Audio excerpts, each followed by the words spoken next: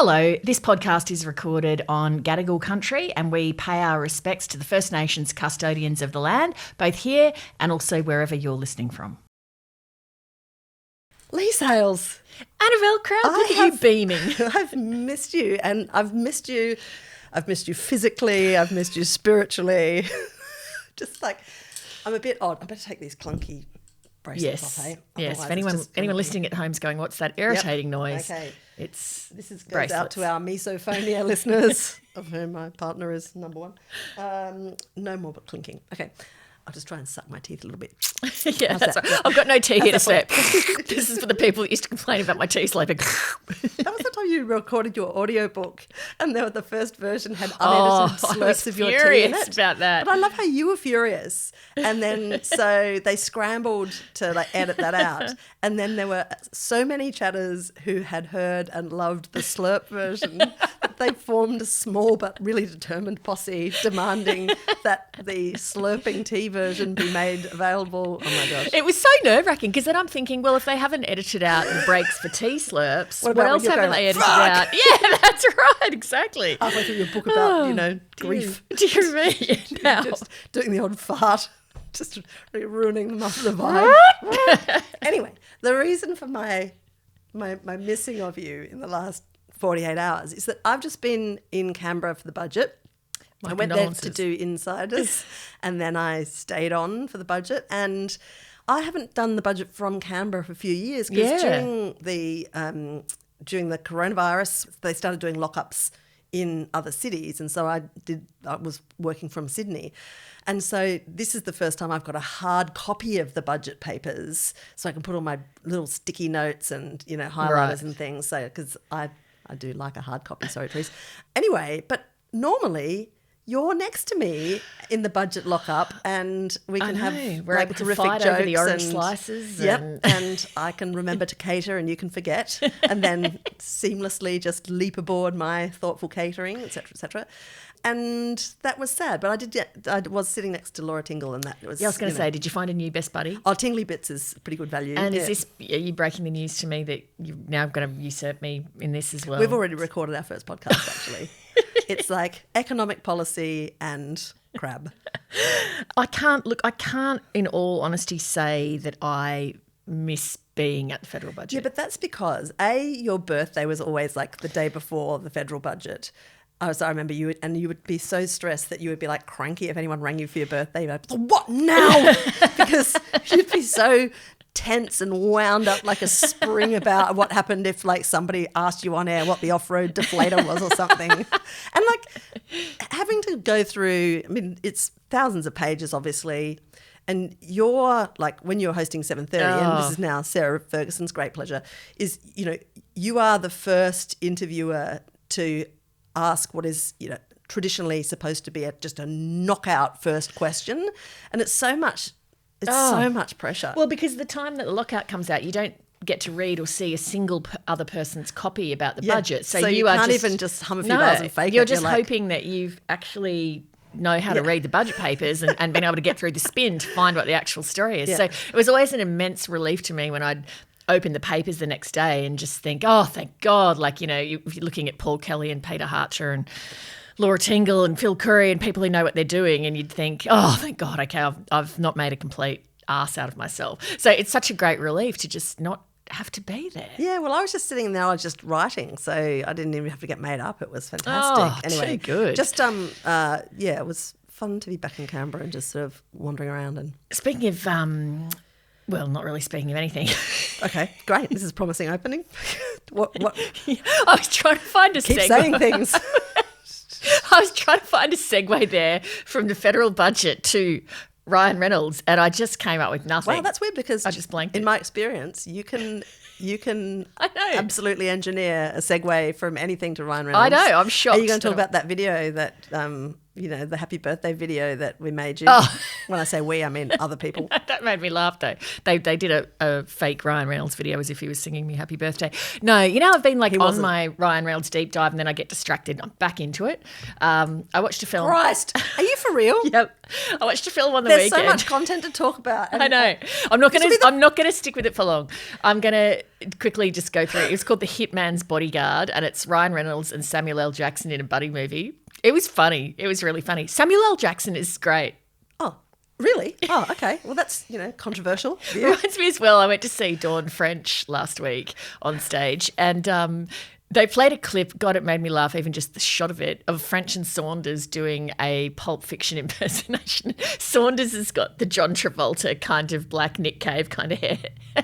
And God, it doesn't take French much, does it? It doesn't take much to Samuel make you L. laugh. Jackson with the curly hair and the big sideburns. Anyway, The Hitman's Bodyguard, it's kind of, the premise is Samuel L. Jackson is a criminal who's been in prison, who's needed, a multiple murderer who's needed to testify in this war crimes trial of this Russian dude, and Ryan Reynolds is a security expert, and the Russian dude's picking off all the people who can testify against him. And look at your face. And Ryan Reynolds is... I mean, my face is just saying, sure. Ryan Reynolds is the only guy who can get him to The Hague. And Samuel L. Jackson's wife is also in a different prison. She's played by Salma Hayek. It's kind of everything I like in an action film, which is action and smartassery. It was great. The Hitman's Bodyguard. You heard it here. When was this released? I mean, I don't actually know. Yeah, you could say 1986 or you could say yesterday. 100%. I have actually got no idea. Someone in the Chat 10 group said if you're still on your Ryan Reynolds thing, you should watch this. And then I saw it and thought it was about to disappear on Netflix. And so I thought, I better get into that before it goes. And there you go. Pray tell, Annabelle, what highbrow content have you got for us today? Well, I had COVID for a week. Oh, yeah. Wow. This current strain is really, it's not messing around. No. So I just actually was just in bed, a little bit of writing, but just a whole lot of just feeling really rotten. And so rotten that I wasn't even up to reading very much. But I did watch a little bit of telly. I watched Ripley. Oh, yeah. Which is, I've been wanting to talk about this. Yeah. So it's the lengthy remake of what is now quite an old movie, The Talented Mr. Ripley, which is based on a novel. But and I know everybody goes on about that movie, but I always remember seeing it and thinking it was a bit sort of flashy and kind of, And then so I watched Ripley, the series, and I really enjoyed it, but it didn't remind me of the film. And then I went back and watched the original film I had more thoughts. So anyway, let's start with Ripley though. Okay. So this is the one with it's got Andrew Scott in it. And from Fleabag. Yeah. Love him. So Ripley, otherwise known as the hot priest, of course. Yeah. Poor man is never going to be known as anything He was else. so great in that. And so hot. Yeah. Anyway, he plays Ripley, who in the novel, of course, is this sort of, he's a small town pianist and scammer, and he accidentally borrows somebody's Harvard jacket or Princeton jacket or whatever at some gig, and some rich guy goes, "Oh, you must have been at college with my son, who's now pissed off to Italy and is frittering away my shipbuilding fortune, just sort of playing music and shagging ladies. I'd love it if you'd go over there and try and bring him home." So he kind of maintains this pretense, goes over there and encounters this wealthy young man, his beautiful girlfriend, and he immediately kind of departs from the brief, falls in love with the guy, and then kills everybody. It's very complicated. But a couple of decisions that made me think, Christ, this is a really interesting approach. One, the whole thing is shot in black and white. Okay, this baffled me. I'm so glad you're raising it. Okay. Yeah. Well, okay. I Googled it actually to see what on earth were they thinking. Oh, I haven't. So Did you like it firstly? Yeah, I really liked it. Okay, I did not. Okay, Yeah. I liked it. And I would say that my reason for liking it for at least the first 3 episodes was about 80% out of respect for the decision to do it in black and white. Oh. Because I'm it's so crazy as a decision. They're filming, it's set on the Amalfi Coast. So it's hi, we've spent billions of dollars getting all of this crew and gear to possibly the most sparkling and beautifully coloured location, or in the top 10 anyway. This is why I was baffled. And we're just going to do it in black and white.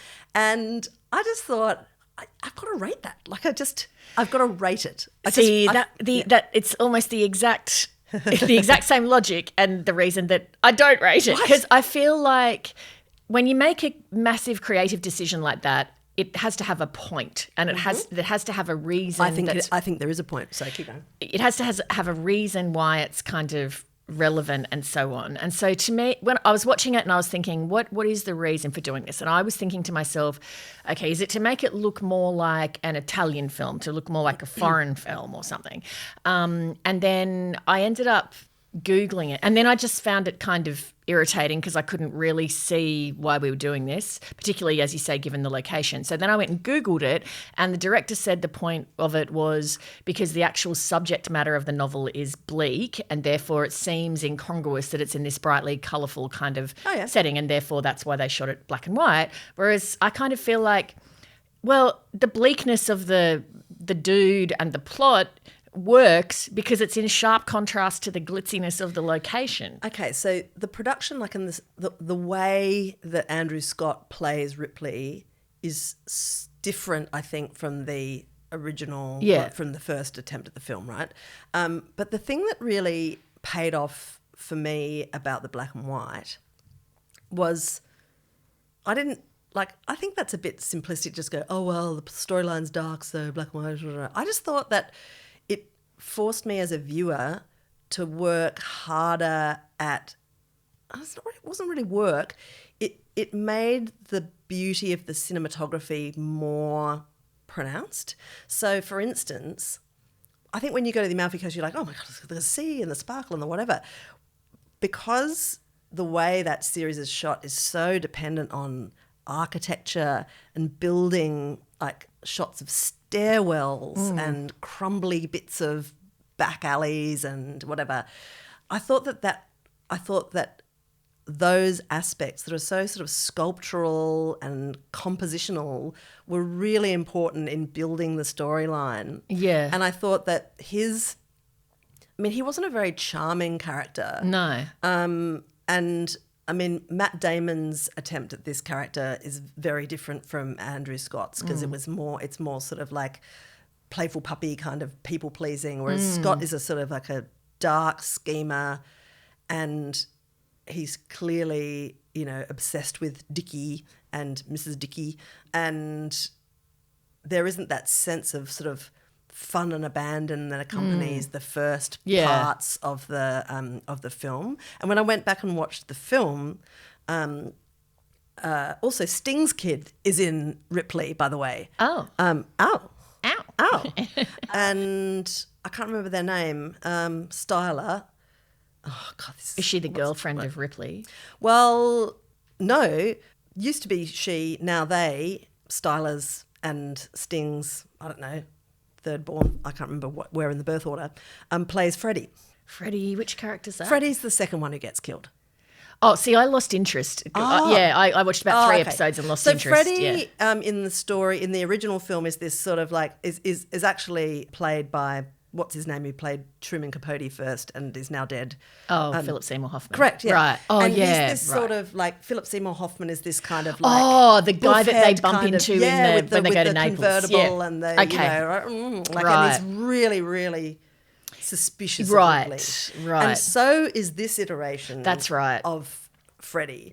But this Freddie is this sort of androgynous, just so beautiful human who is sort of suspicious and shows up at Dickie's apartment and Ripley's there and then kills him. So and I mean, I couldn't keep my eyes off this Freddie, right? I Yeah. could keep my eyes off Philip Seymour Hoffman. It was a bit more predictable. So that I thought was a really elegant kind of twist too. But you didn't see it because you were already annoyed enough by that stage. Yeah, I was just kind of You'd already bored. gone It was back to slow Ryan Reynolds. paced. It was slow paced. It was slow I paced. kept for a while. I was waiting for it to flip to color, and so I just kind of couldn't work it out. I mean, something I wanted to mention, which isn't really content based, We should but suggest a Bluey that they do like a whole season in black a and white. noir, See what happens. a noir. Yeah. Talking about like bold creative choices where you feel like, wow, that's paid off, and you know, there's a great like logic to it. Is Kip Williams' The Picture of Dorian Gray, which has just won a heap of awards in London, a heap of Oliviers. And I just wanted to mention, because Kip Williams has announced he's leaving the Sydney Theatre Company after many years as artistic director. And I just wanted to mention what a brilliant job I think he's done there and how innovative and creative he's been. And it's just, I think it's a huge loss. But I'm also super excited to see what he ends up doing. You know, I think he's really quite fantastic. Yeah, but that was where the Sydney Theatre Company goes next too, because they're massive shoes to fill, right? Yeah. Exactly, yeah. The other show that You're I right. Like Kip's specialty is taking something sometimes that you sort of think that you know or whatever, and just reinventing it in the most extraordinary way. Yeah. And the amazing thing that he did with that Oscar Wilde work was that was a book, not a play. And Extraordinary. he managed to render it into a play so seamlessly, like with a perfect ear for Wilde, but then also do this incredible thing, which was in COVID era, responding to the fact that you can't have giant, you couldn't have giant casts on stage and whatever. So he's designed this production where one person plays 27 roles or whatever. And I mean, so high wire.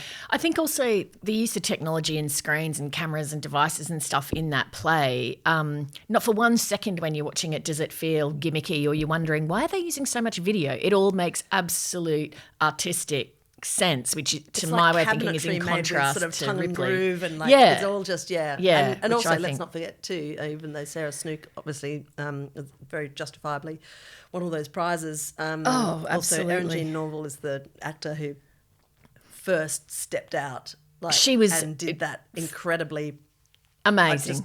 the hardest job you could possibly be asked to do. Just absolutely. I'm in awe of anyone that could step up and do that. I saw it on opening night, and one of the great nights out at the theatre of my life, and I got the opportunity to talk to her for 5 seconds afterwards. And in that scene where she's up in the attic, confronting the painting, she dislocated her knee, popped out, and she just pops it straight back in and kept going. That's wow. Sorry, keep going. I was going to say, I know people were kind of talking about Ripley for a while, but the other show, of course, that everyone's been talking about is Baby Reindeer. I have many views on this. Can I, before we close off Ripley, and I know Yes. this is just classic Crabb, just one more thing. But when I finally went back and watched The Talented Mr. Ripley, I loved it. I think at the first, I don't know what, maybe I was distracted the first time I saw it. Too young, maybe. So, sometimes things like that you think, oh, I wonder why I didn't like this. Yeah. Anyway, it was made sort of 20, 25 years, A long time ago. It's old. Yeah. And there's something, maybe it's just because I'm elderly, but there was something about just that collection of stars in it. So Jude Law is Oh, yeah. possibly the handsomest man. Such and a beautiful looking young man. And much better in colour. Yeah. The blues of the, Oh. I mean, you just Jude Law, I'm sorry. It is impossible not to just go, you're a ridiculously good-looking person. And Kate Blanchett, of course, is in it. Oh, yeah, that's right. Right. Is it Gwyneth Paltrow in that as well? Gwyneth Paltrow Right. is Marge. Right. And she puts in just a fabulous performance. She's just terrific. And obviously Matt Damon is Ripley. And I don't know, I found it really moving just to watch these actors at such a young age. Yeah. They were all so assured. They all did a great job. And just thinking of everything that lay ahead of them made that me would feel a be- bit affectionate towards them. Yeah. And certainly that production just made every use of the colours of the area. I read some article, actually Jeremy told me he read some article about how Ripley was driving a resurgence in tourism to the Amalfi Coast. Oh, okay. Did that?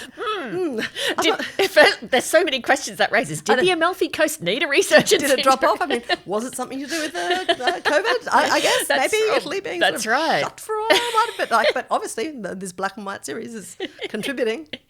Go Amalfi Coast, the underdog of tourism. So did you watch Baby Reindeer while you were off sick? I certainly did, my friend. I watched it almost in one night, actually. Yeah, same. I could not stop watching it, and it really stuck with me afterwards as well. Yeah. So probably the first thing to say about Baby Reindeer, as you know, I'm not a fan of trigger warnings, but Baby Reindeer is pretty full on. Yep. So just maybe do a little bit of Googling before you watch it just to see if you feel like it's going to be for you. And it is based on, although it's contentious, how much of it's actually true. It's a stand-up comic who plays Richard Gadd, his name is in real life, who actually plays himself in this, wrote it and plays himself. He's trying to make it as a comic, not being very successful, working in a pub. This woman comes in one day who seems a little bit kind of strange and odd. He's kind to her, gives her a cup of tea on the house, and then she just becomes a stalker. And she's got all these stories like, I'm a lawyer, I work for like Gordon Brown, Tony Blair, like I've got, and he's like, that's weird because you can't afford a in a bar, so right, weird. And so she basically starts stalking him, and his life is kind of falling apart. Just because from the stress of her immense kind of attention on him. And then it kind of goes from there and it follows what happens next, and it has some backstory of his life as well. Look, it was utterly compelling. The woman who plays Martha, the stalker, whose name's Jessica Gunning, I thought was astonishing. Yeah. She was so brilliant. And she manages to kind of course, this woman is, I mean, it's a bit like Misery in some ways, right? It's almost a genre, which is unhinged woman latches onto, poor innocent dude kind of thing, blah, blah, blah. Chaos ensues.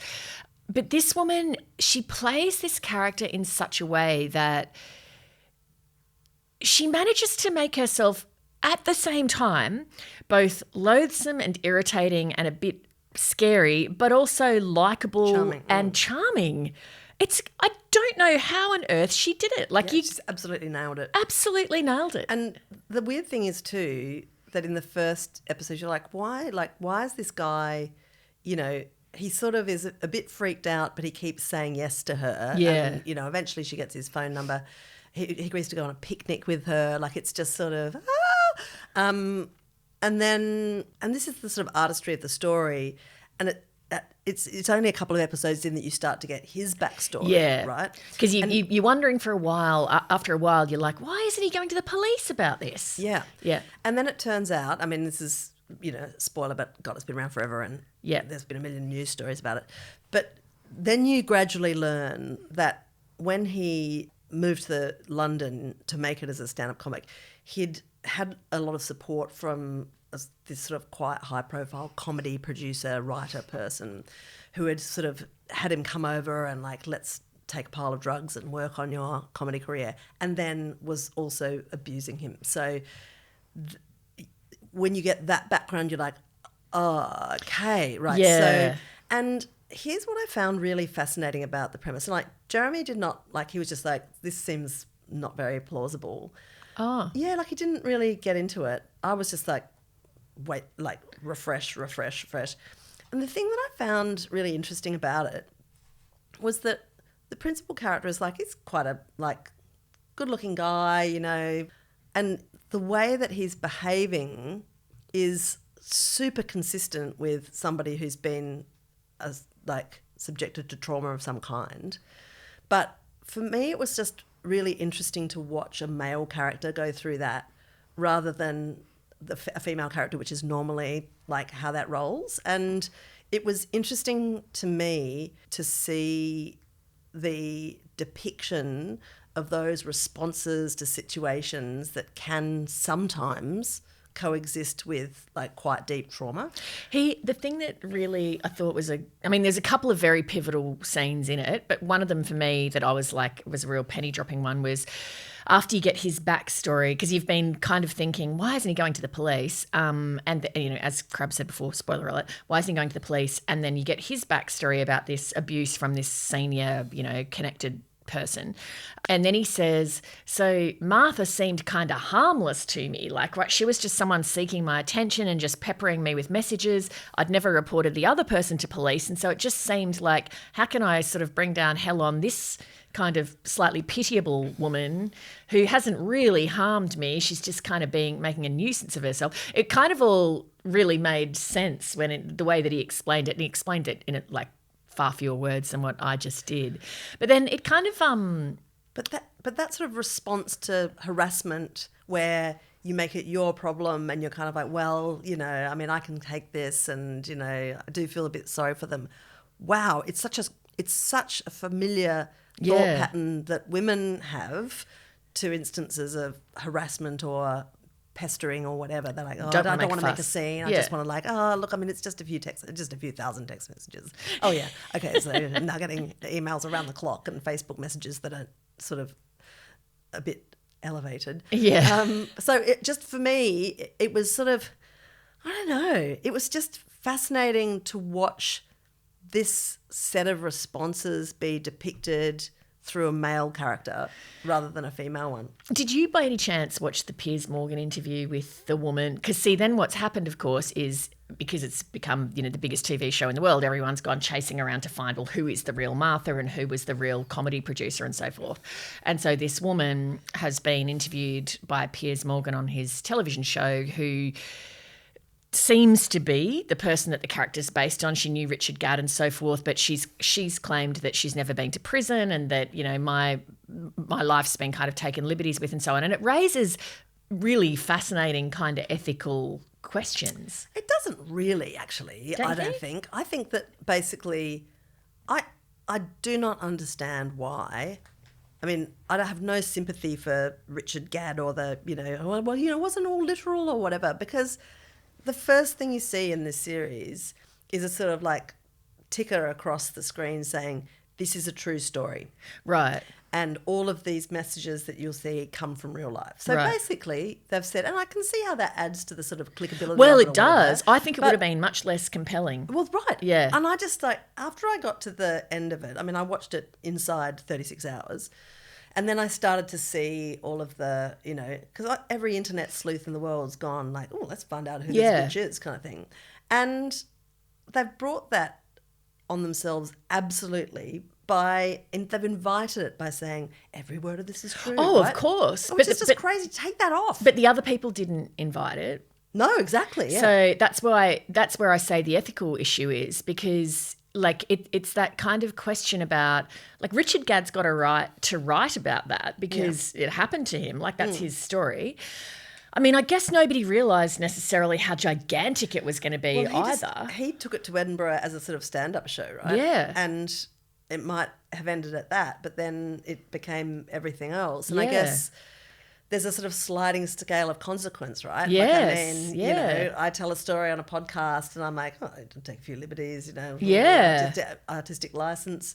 And you see that again and again, right, where people tell a story that's based on their recollection of events, and they've told it so many times that they've sort of been desensitized as to the risk factor.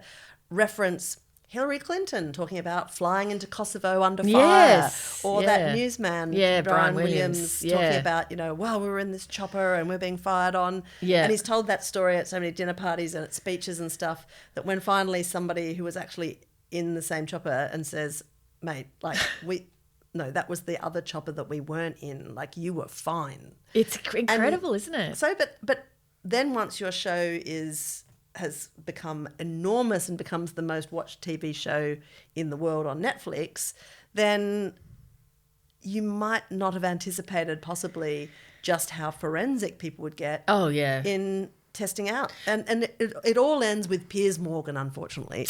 Exactly. So I didn't see that interview. I saw I saw a couple of the outtakes. I've never seen any clips of it. But yeah, I do feel somewhat sorry for that woman who obviously, again, if the TV show's to be believed, would have some mental health issues. And so finding yourself at the centre of a global thing like that would be probably the last thing you'd need.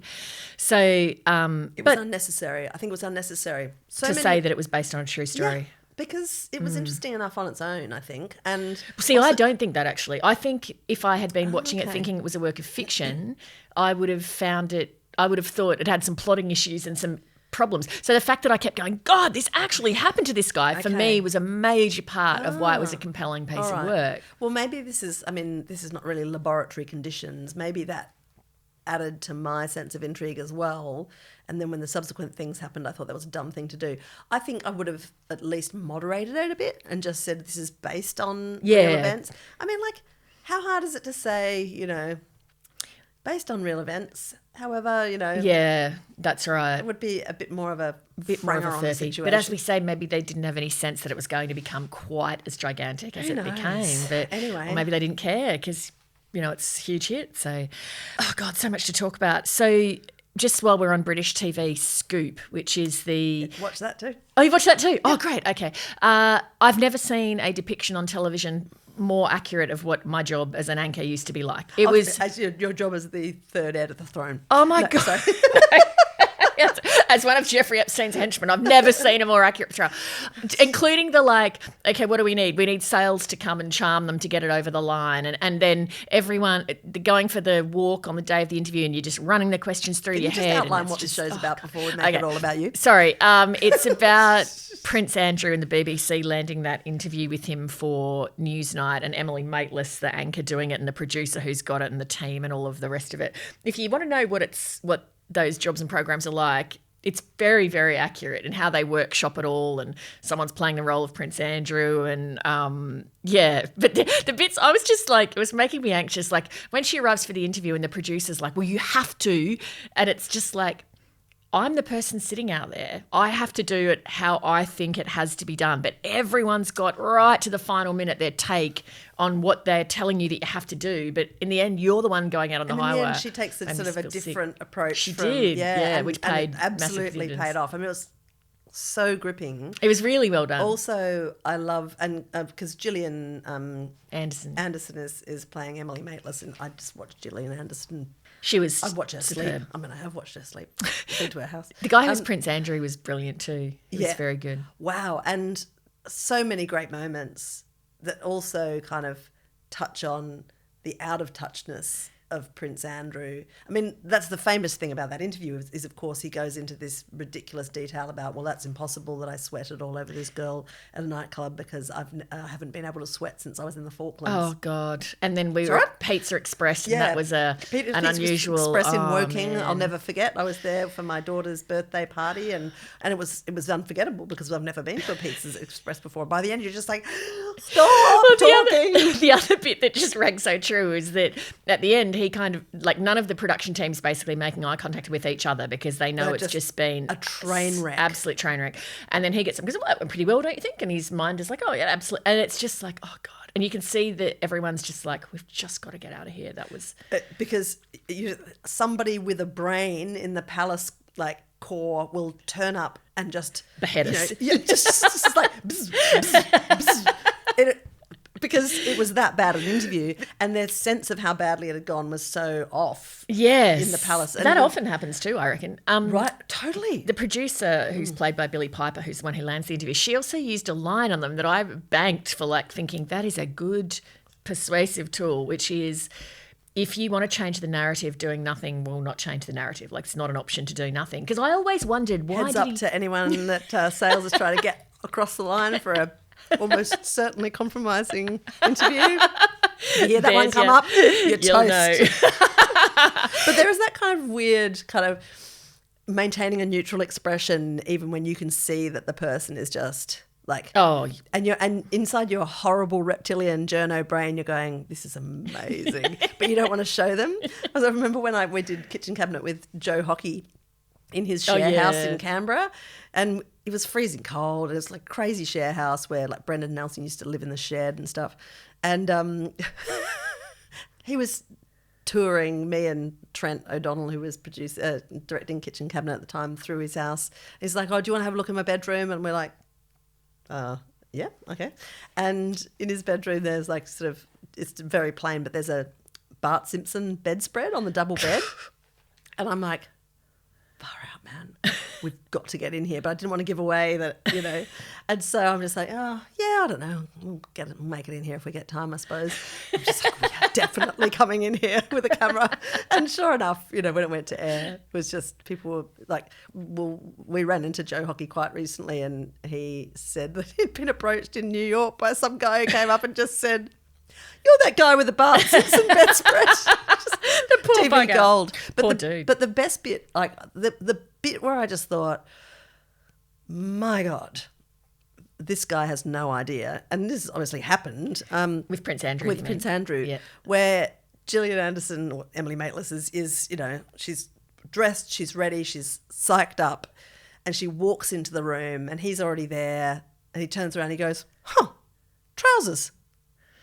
Because she's wearing pants. And that's right. And they've been talking about her legs actually earlier and how Yeah. she's got a great set of legs. And oh God, it was just, yeah.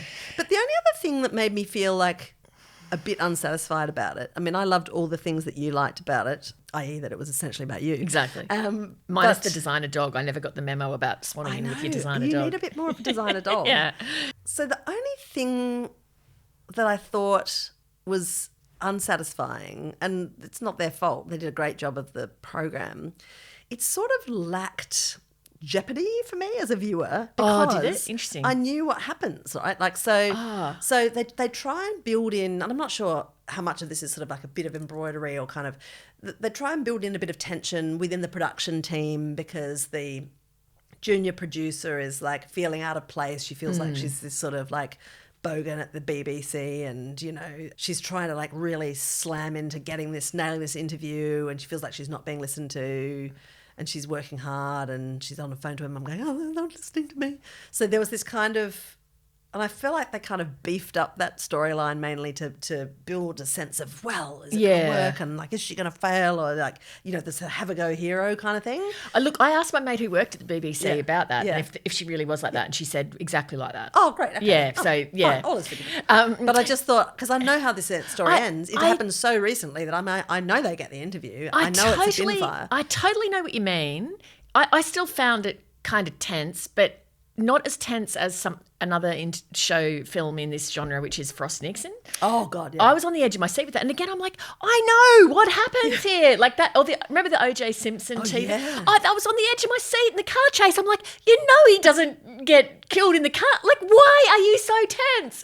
It's kind of strange how sometimes they can do But that. those things were like situations that were longer ago, right? Maybe, And I think yeah. this is something that happened to The Crown. Like the Oh, yeah. closer it got to contemporary, like today, the less gripping it was. So true. Because, Absolutely. you know, even though, you know, some of the big ticket historical events that happened in The Crown happened in the earlier seasons, you're like, oh my God, what does Churchill do next? Yeah, you're quite right. Pretty much from when my actual human memory kicked in, which was around kind of Charles and Diana in the late 80s onwards, I was just losing interest all As the people time. were wearing pussy bow blouses, you're just like, It's I'm over. out. I'm out.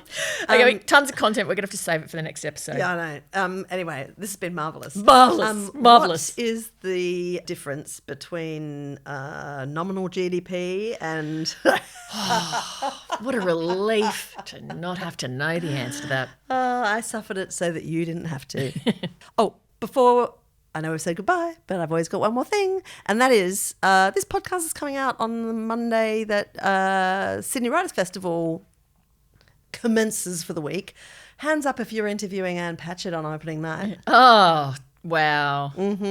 So looking forward to that very much. Yes. But there's like a whole heap of very good stuff. So please go and have a look at the program.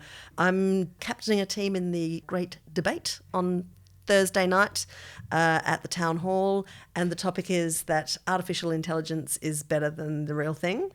And I am in the no camp. Who's in your With team? Matilda Bosley, and the Yes team is captained by David Marr. Who, I mean, like, And who's on his... well, Reece Nicholson is on his team. he's got a good team. Right. I mean, it's I'd going back to be you, though, fun. pound for And pound. mainly it'll just be me flaming David Marr because that man still works with Papyrus. So,